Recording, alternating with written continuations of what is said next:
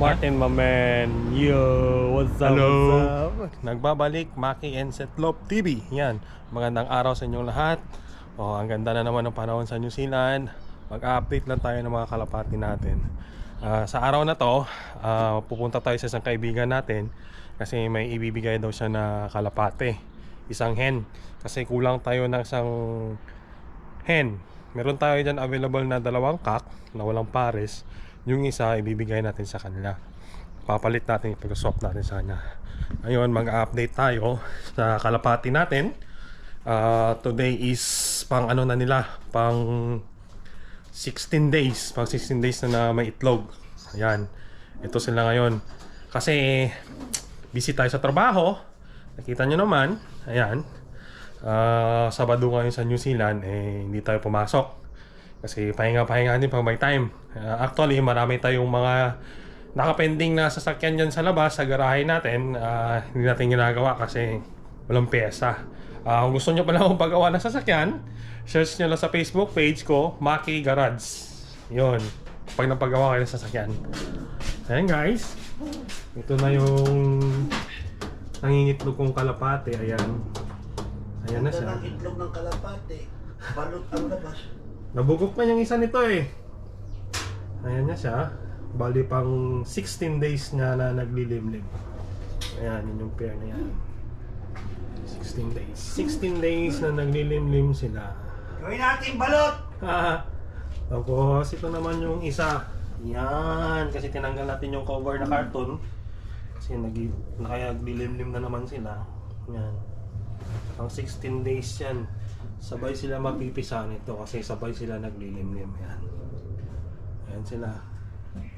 Tapos ito naman yung yan. Yung kak na yan, yan yung kinuha natin na parang week doon kay Kenneth. Yan. Napakadang kak. Pinaris natin sa hen na mili. Ito yung dating mili na hen na puro din. Ito pure din to na boss eh. Pure din to na boss yung babae. Pinair natin sila. Kasi kukuha tayo ng linyada dito. Mang malakasan palang araw. Tingnan natin kung ano kinalabasan. Ayan guys, oh. Yan yung. Yan. Yan sila. Yan siya. Okay. Diba ang ganda? Alright. Ang ganda. Ang ganda. Okay guys, so ngayon maglalaba na ako. Ayan. Ito buhay ng New Zealand. Sa alaga ng kalapate.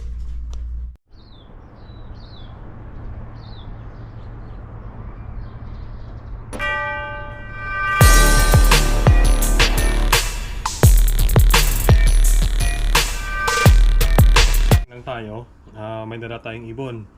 Tapos dami tayong natutunan kay Kenneth tungkol sa breeding,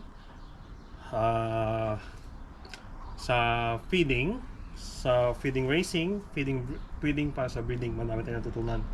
Ito ngayon, magbubukas tayo ngayon ng na dala nating kalapate. Ito siya ngayon guys. Dito siya, yan o. Ayan siya. Ayan siya ngayon. Parang blue bar siya na Jansen, Boss Jansen. Titingnan natin guys. Ayan, ayan, ayan. Tingnan natin siya.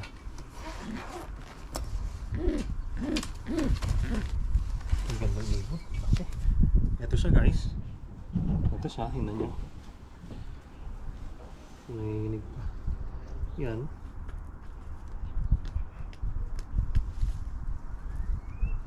Bata pa pala to, young bird. Bata pa.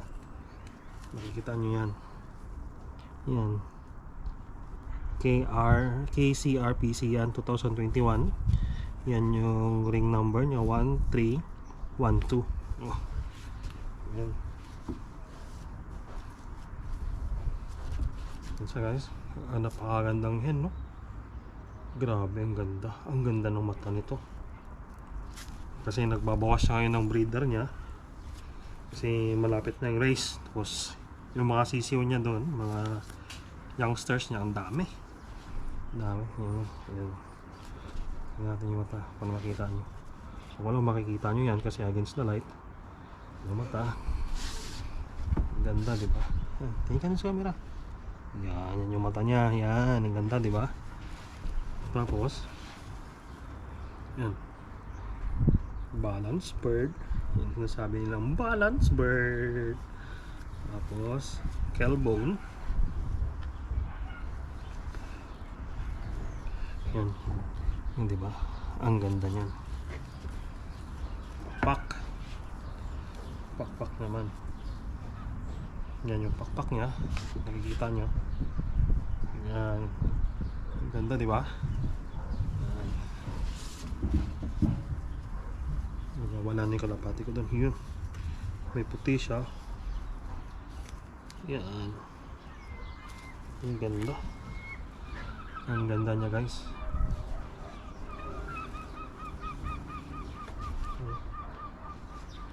Mata. Hindi ko pala mata nito eh.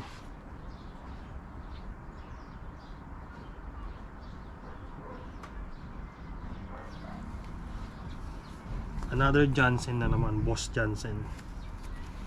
Kasi Johnson lang talaga yung ibon ni Kenneth. Ang ganda. Oops.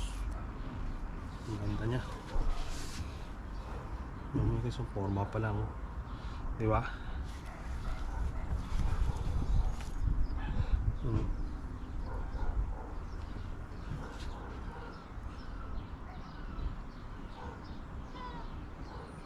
Ang gandang ibon, no? Panalo na naman to.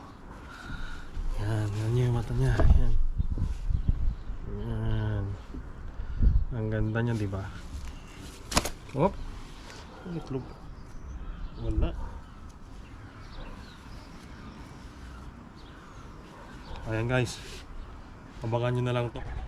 Ayan guys, kung makikita nyo, dami yan o. Dami nagsidatingan o. Yan o. Ito mga native. Nagsidatingan yung mga native. Yan, daming native. Yan sila. Grabe o. Nahuli ko na yan sila eh, kasi pinakawalan ko lang 7 sila pinakawalan ko. Wawa naman. Ipapakainin natin yan. I-feed natin yan. Wait lang. Yun yung bagong pair natin. Yan yung hen na kinuha natin ngayon kay Kenneth. Ayan, yan yung hen.